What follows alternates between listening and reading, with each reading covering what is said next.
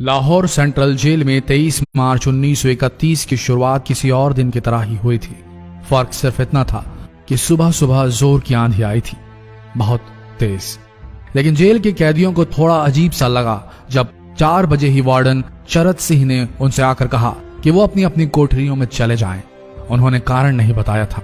उनके मुंह से सिर्फ ये निकला कि आदेश ऊपर से है। अभी कैदी सोच ही रहे थे कि माजरा क्या है। जेल का नाई बरकत हर कमरे के सामने फुसफुसाते हुए गुजरा कि आज रात भगत सिंह, राजगुरु और सुखदेव को फांसी दी जाने वाली है। उस क्षण की निश्चिंता ने उनको झकझोर कर रख दिया। कैदियों ने बरकत से मनुहार की कि वो फांसी के बाद भगत सिंह की कोई भी चीज जैसे पेन, कंघा या घड़ी उन्हें ला कर दें ताकि वो अपने पोते पोतियों को बता सकें कि कभी वो भी भगत सिंह के साथ जेल में बंद थे। बरकत भगत सिंह की कोठरी में गया और वहां से उनका पेन और कंघा ले आया। सारे कैदियों में होड़ लग गई कि किसका उस पर अधिकार हो। आखिर में ड्रॉ निकाला गया, लाहौर कॉन्स्पिरेसी केस। अब सब कैदी चुप हो चले थे। उनकी निगाहें उनकी कोठरी से गुजरने वाले रास्ते पर लगी हुई थी। भगत सिंह उनके साथ फांसी पर लटकाए जाने के लिए उसी रास्ते से गुजरने वाले थे। एक बार पहले जब भगत सिंह उसी रास्ते से ले जाए जा रहे थे तो पंजाब कांग्रेस के नेता भीमसेन सच्चर ने आवाज ऊंची कर उनसे पूछा था, आप और आपके साथियों ने लाहौर कॉन्स्पिरेसी केस में अपना बचाव क्यों नहीं किया? भगत सिंह का जवाब था, इनकलाबियों को मरना ही होता है क्योंकि उनके मरने से ही उनका अभियान मजबूत होता है, अदालत में अपील से नहीं। वार्डन चरत सिंह भगत सिंह के खैर ख्वाह थे और अपनी तरफ से जो कुछ बन पड़ता था उनके लिए किया करते थे। उनकी वजह से ही लाहौर की द्वारकादास लाइब्रेरी से भगत सिंह के लिए किताबें निकलकर जेल के अंदर आ पाती थी। भगत सिंह की जेल की जिंदगी काफी कठिन थी। किताबें पढ़ने का शौक हो चला था उन्हें कि एक बार उन्होंने अपने स्कूल के साथी जयदेव कपूर को लिखा था कि वो उनके लिए कार्ल लिब्कनेcht की मिलिट्रिज्म, लेनिन की लेफ्ट विंग कम्युनिज्म और ऑप्टन सिंक्लेयर का उपन्यास द स्पाई कुलबीर के जरिए भिजवाएं। भगत सिंह जेल की कठिन जिंदगी के आदी हो चले थे। उनकी कोठरी नंबर 14 का फर्श पक्का नहीं था, उस पर घास उगी हुई थी। कोठरी में बस इतनी ही जगह थी कि उनका 5 फुट 10 इंच का शरीर बमुश्किल उसमें लेट पाए। भगत सिंह को फांसी दिए जाने से 2 घंटे पहले उनके वकील प्राणनाथ मेहता उनसे मिलने पहुंचे।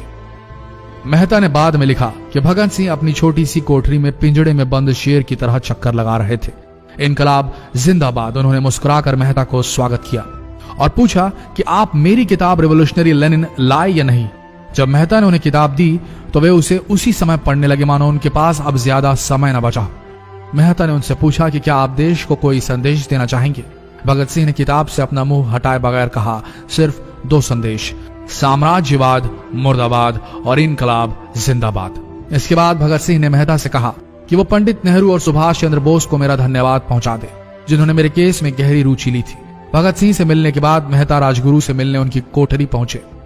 राजगुरु के अंतिम शब्द थे, हम लोग जल्द मिलेंगे। सुखदेव ने मेहता को याद दिलाया कि वो उनकी मौत के बाद जेलर से वो कैरम बोर्ड ले लें जो उन्होंने उन्हें कुछ महीने पहले दिया था। मेहता के जाने के थोड़ी देर बाद जेल अधिकारियों ने तीनों क्रांतिकारियों को बता दिया कि उनको वक्त से 12 घंटे पहले ही फांसी दी जा रही है। अगले दिन सुबह 6 बजे की बजाय उन्हें उसी शाम 7 बजे फांसी पर चढ़ा दिया जाएगा। भगत सिंह मेहता द्वारा दी गई किताब के कुछ पन्ने ही पढ़ पाए थे। उनके मुंह से निकला, क्या आप मुझे इस किताब का एक अध्याय भी खत्म करने नहीं देंगे? भगत सिंह ने जेल के मुस्लिम सफाई कर्मचारी बेबे से अनुरोध किया कि वो उनके लिए उनको फांसी दिए जाने से 1 दिन पहले शाम को अपने घर से खाना जरूर लाएं। लेकिन बेबे भगत सिंह की इच्छा पूरी नहीं कर सके क्योंकि भगत सिंह को 12 घंटे पहले फांसी देने का फैसला ले लिया गया और बेबे जेल के गेट के अंदर ही नहीं घुस पाए। थोड़ी देर बाद तीनों क्रांतिकारियों को फांसी की तैयारी के लिए उनकी कोठरियों से बाहर निकाला गया। भगत सिंह, राजगुरु और सुखदेव ने अपने हाथ जोड़े और अपना प्रिय आजादी गीत गाने लगे। कभी वो दिन भी आएगा कि जब आजाद होंगे हम, या अपनी ही जमीन होगी या अपना आसमान होगा। फिर इन तीनों का एक एक करके वजन लिया गया। सबके वजन बढ़ गए थे। इन सब से कहा गया कि अपना आखिरी स्नान करें। फिर उनको काले कपड़े पहनाए गए लेकिन उनके चेहरे खुले रहने दिए गए। चरत सिंह ने भगत सिंह के कान में फुसफुसा कर कहा कि वाहे गुरु को याद करो। फांसी का तख्ता भगत सिंह लिए बोले, पूरी जिंदगी मैंने ईश्वर को याद नहीं किया। असल में मैंने कई बार गरीबों के कलेश के लिए ईश्वर को कोसा भी है। अगर मैं अब उनसे माफी मांग लूं तो वो कहेंगे कि इससे बड़ा डरपोक कोई नहीं। इसका अंत नजदीक आ रहा है, इसलिए ये माफी मांग रहा है। जैसे ही जेल की घड़ी ने 6 बजाया, कैदियों ने दूर से आती कुछ पद चांपें सुनी। उनके साथ भारी बूटों के जमीन पर पड़ने की आवाजें भी आ रही थी। साथ में एक गाने का भी दबा स्वर सुनाई दे रहा था। सरफरोशी की तमन्ना अब हमारे दिल में है। सभी को अचानक जोर जोर से इनकलाब जिंदाबाद और हिंदुस्तान आजाद हो के नारे सुनाई देने लगे। फांसी का तख्ता पुराना था, लेकिन फांसी देने वाला काफी तंदुरुस्त। फांसी देने के लिए मसीह जल्लाद को लाहौर के पास शाहदरा से बुलवाया गया था। भगत सिंह इन तीनों के बीच में खड़े थे। भगत सिंह अपनी मां को दिया गया वो वचन पूरा करना चाहते थे कि वो फांसी के तख्ते से इनकलाब जिंदाबाद का नारा लगाएंगे। लाहौर जिला कांग्रेस के सचिव पिंडी दास सोंधी का घर लाहौर सेंट्रल जेल से बिल्कुल लगा हुआ था। भगत सिंह ने इतनी जोर से इनकलाब जिंदाबाद का नारा लगाया कि उनकी आवाज सोंधी के घर तक सुनाई दी। उनकी आवाज सुनते ही जेल के दूसरे कैदी भी नारे लगाने लगे।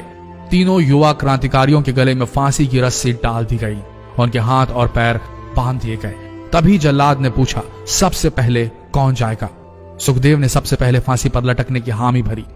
जल्लाद ने एक एक कर रस्सियां खींची और उनके पैरों के नीचे लगे तख्तों को पैर मारकर हटा दिया। काफी देर तक उनके शव तख्तों से लटकते रहे। अंत में उन्हें नीचे उतारा गया और वहां मौजूद डॉक्टरों लेफ्टिनेंट कर्नल जे नेल्सन और लेफ्टिनेंट कर्नल NS सोंधी ने उन्हें मृत घोषित किया। एक जेल अधिकारी पर फांसी का इतना असर हुआ कि जब उससे कहा गया कि वो मृतकों की पहचान करें तो उसने ऐसा करने से इनकार कर दिया। उसे उसी जगह पर निलंबित कर दिया गया अंग्रेजों द्वारा। एक जूनियर अफसर ने यह काम अंजाम दिया। पहले योजना थी कि इन सब का अंतिम संस्कार जेल के अंदर ही किया जाएगा, लेकिन फिर यह विचार त्यागना पड़ा जब अधिकारियों को आभास हुआ कि जेल से धुआं उठते देख बाहर खड़ी भीड़ जेल पर हमला कर सकती है। इसलिए जेल की पिछली दीवार तोड़ी गई। उसी रास्ते से ट्रक जेल के अंदर लाया गया और उस पर बहुत अपमानजनक तरीके से उन शवों को एक सामान की तरह लाद दिया गया। पहले तय हुआ था कि उनका अंतिम संस्कार रावी के तट पर किया जाएगा, लेकिन रावी में पानी बहुत ही कम था, इसलिए सतलज के किनारे शवों को जलाने का फैसला लिया गया।